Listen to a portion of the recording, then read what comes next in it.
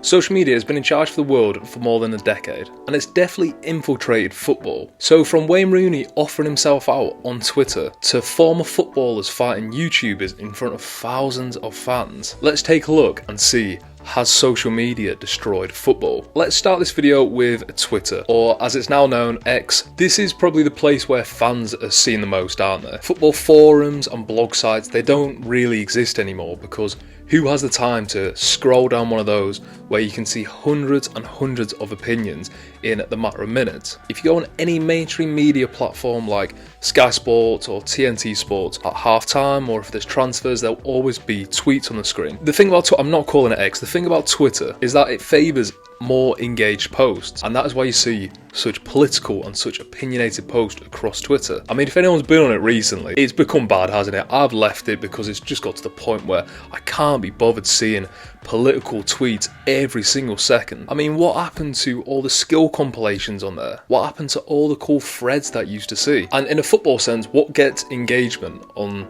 Twitter or in anything really, and it's outrage. You're not going to see loads of engagement on a post saying Mohamed Salah is a great player or Vinicius Jr is one of the best left wingers in the world.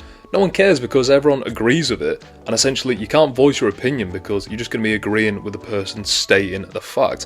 Whereas if someone puts Mohamed Salah is the best player to ever live, it's going to outrage hundreds of thousands of people, and therefore they're going to voice their opinion and most of the time abuse that person. Arsenal Fan TV, for example, they fell off a cliff in relative terms to their previous success because what? Arsenal are doing better at the moment. So no longer does myself or Spurs or Chelsea or Man United fans go over to their channel when they lose, because they rarely lose nowadays.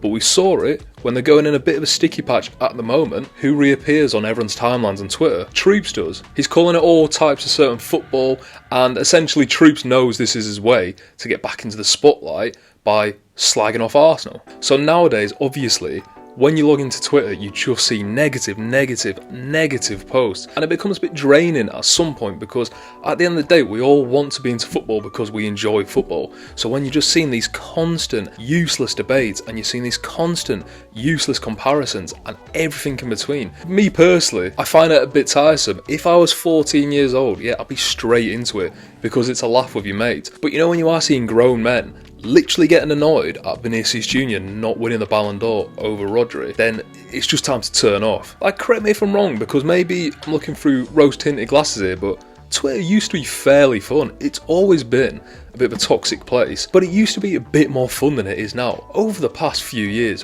good lord, and especially with football Twitter really coming into it, because I think football Twitter at the start was a bit of a laugh. They'd give abuse, people take it, they'd give it back, and it was mainly just fans of different teams basically bantering each other. But nowadays, obviously, all the people on football Twitter, they want to get the likes, don't they? So they're just trying to get those viral tweets. If you want to see a bit of a sad state of affairs, if you just go down one of these anonymous football Twitter accounts and you look at how many times they've tried to get this viral tweet, and the one that they do, they're so proud of it, aren't they? Like I say, it's just taken away from it, and unfortunately, I do think people just say things for the outrage, and then it just makes having football debates redundant because you don't know who's saying something for the sake of it, and you don't know who's saying something to actually have an opinion. I'd say an actual serious one that I think Twitter or just social media in general has ruined is football transfers. This is my opinion because obviously I understand time has to move on. I'm sure people in my dad or granddad's generation will get annoyed because it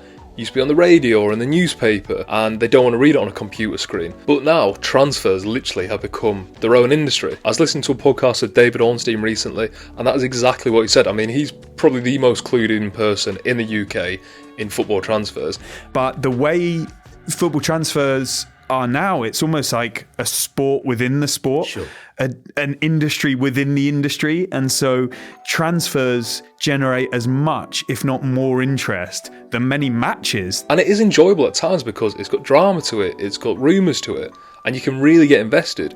But obviously with the main man himself, Fabrizio Romano, he has completely revolutionised the industry because he's so on it, isn't he? He's dedicated his life to finding leads and finding transfers and finding stories, and he's the best at it. The man has got nearly 23 million followers. He's built so much trust in the industry. He's built up so many relationships within sporting directors and managers and players. And obviously he can be wrong sometimes. 95% he's probably right.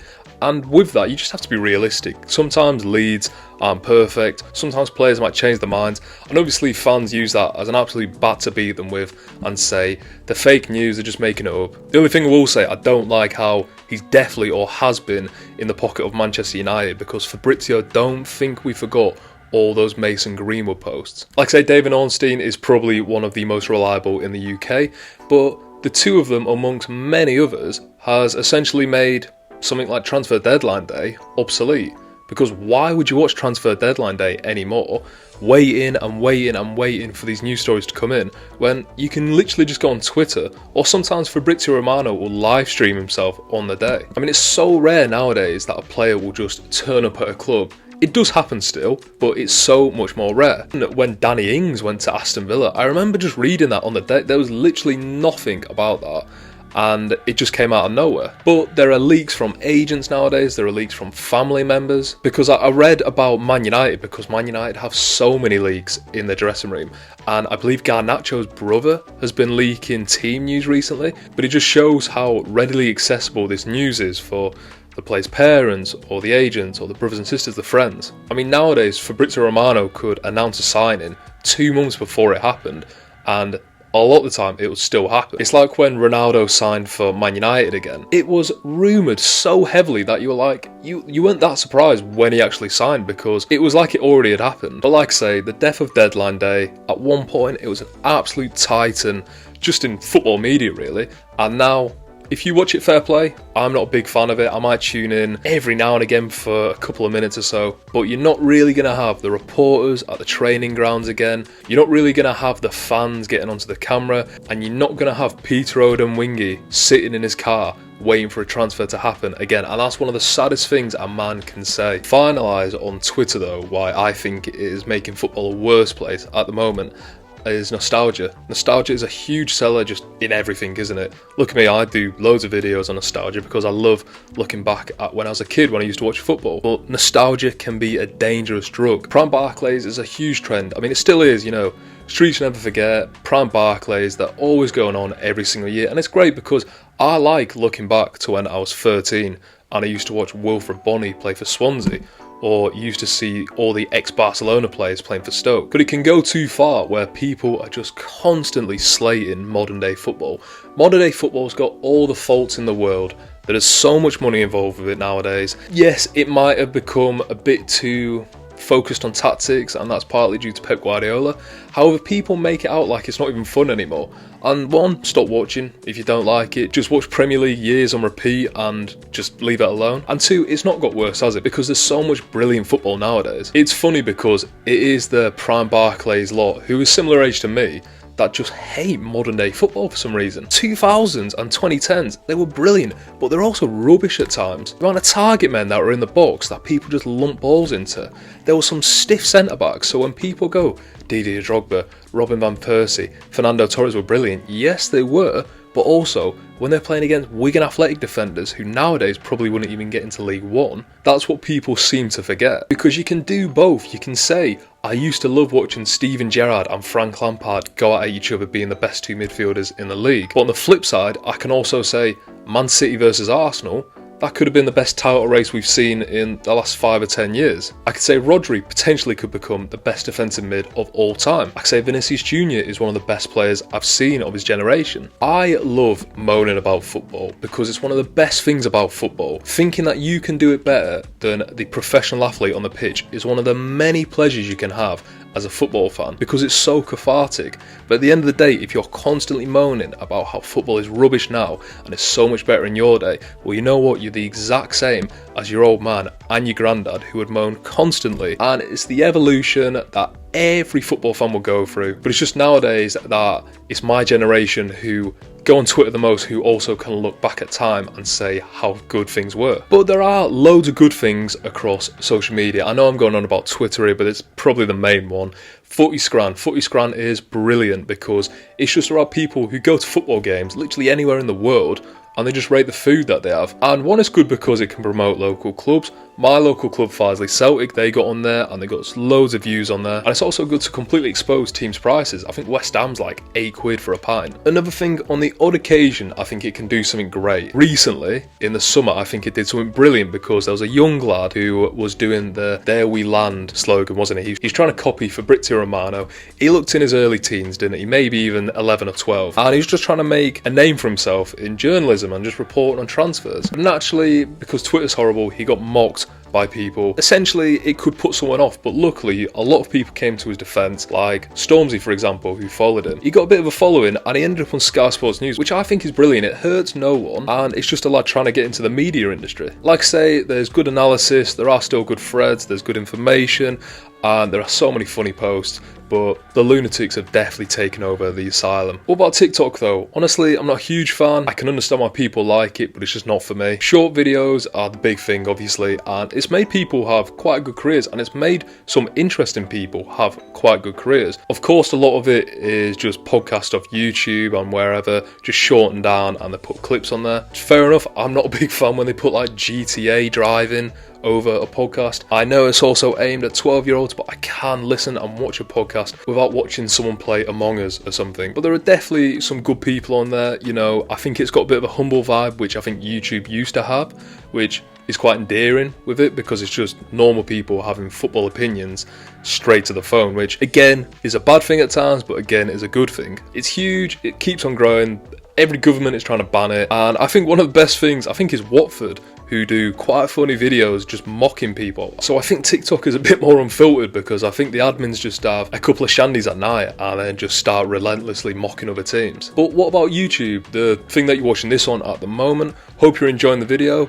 Apologies if not. And I think it's split on YouTube, isn't it? Because there's great content, and I think there's very organic and humble content, and then there's very orchestrated content backed by million and even billion pound brands sometimes. This used to be essentially, I think, the essence of what TikTok was, just humble people doing their own content. But obviously, because the money has came into YouTube because it's been around a lot longer, then therefore people are getting huge sponsorship deals. Fair play to them, because I suppose that's what the dream is about, do it for a living. I think if you're into analytics, James Lawrence Orcott is probably the best at that. I think if you're into watching game days and you're seeing different clubs and cultures, then Away Days is definitely just the top dog. But then there are the podcasts. The podcast and also the clips of the podcast are probably the biggest thing in the YouTube football industry. Let's take a look. Kickoff, in my opinion, used to be just the best at everything.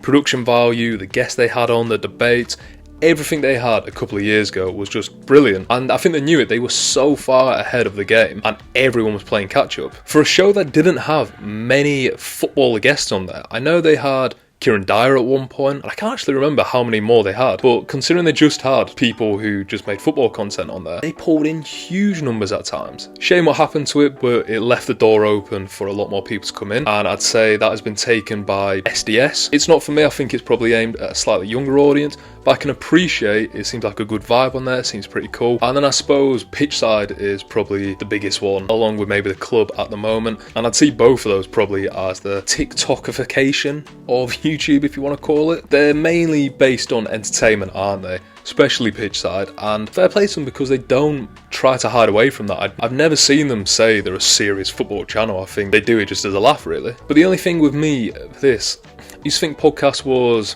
they were more about debates, weren't they? I heard someone say, I can't remember, but they said they had the debate as the bones and then they go straight into a wider topic.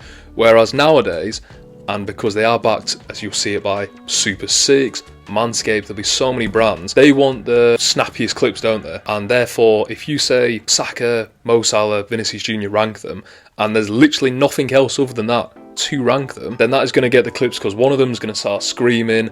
And I do think it's very formulaic in the way that one will go, you choose him, I'll choose him, and you choose him.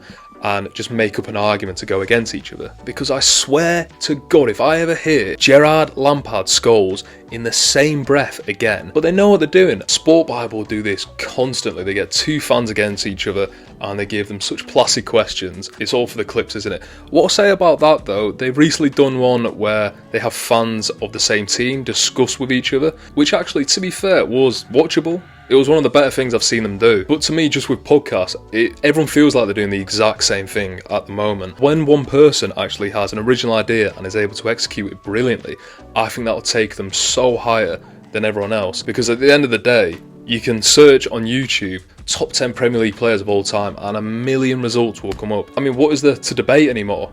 If Vidic is better than Van Dijk, I mean, who actually cares anymore? And it's been discussed about 15 billion times. But some of them are good crack because you don't always want to listen to the Athletic podcast and feel like you've just done a 4-hour exam. Sometimes you do just, with all due respect, want to switch your brain off and listen to mindless football talk where people are shouting at each other. And like I say, it is good entertainment at times. But other than that, you've got the Ex-Footballer podcast, and that's like The Rest is Football, Ben Foster podcast, Stick to Football. I think, to be honest, they capitalised on fan channels or fan podcast going a bit stagnant, and they pushed loads of money into it. And like I said, Stick to Football now is the biggest podcast in the UK, and now they've started watch-alongs as well. That's going to take a lot of the audience away from some of these non-ex-footballer podcasts. But you could do 10, 15 more videos on social media.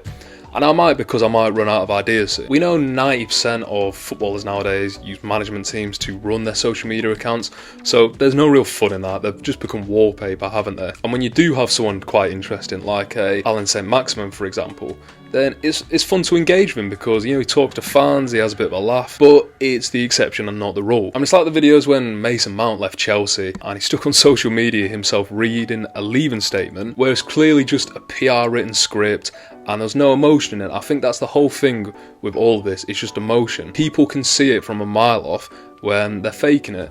And unfortunately, a lot of these footballers and a lot of these people on YouTube and Twitter and everything like that, they're just faking it for essentially the reaction, and therefore it's sanitized it a bit, hasn't it? And it's made it less fun. But you never know, something will come around in the next 2 or 3 years and change the game again, like TikTok did. There's loads of good social media can do for football. For those who can't go to the games, who are a bit anxious to get into football, who just don't really know much about football, or just people who want to communicate with people all around the country or even all around the world. It is a great tool for that. It's just been warped a bit, hasn't it? But let me know what you think. Let me know what you think of social media, if it's helped football, if it's harmed it. Do you go on social media nowadays, or have you just turned it off and just watched the games? Leave a like on the video, leave a comment, that'd be great. And if you subscribe to the channel, that'd be brilliant. But thanks for watching.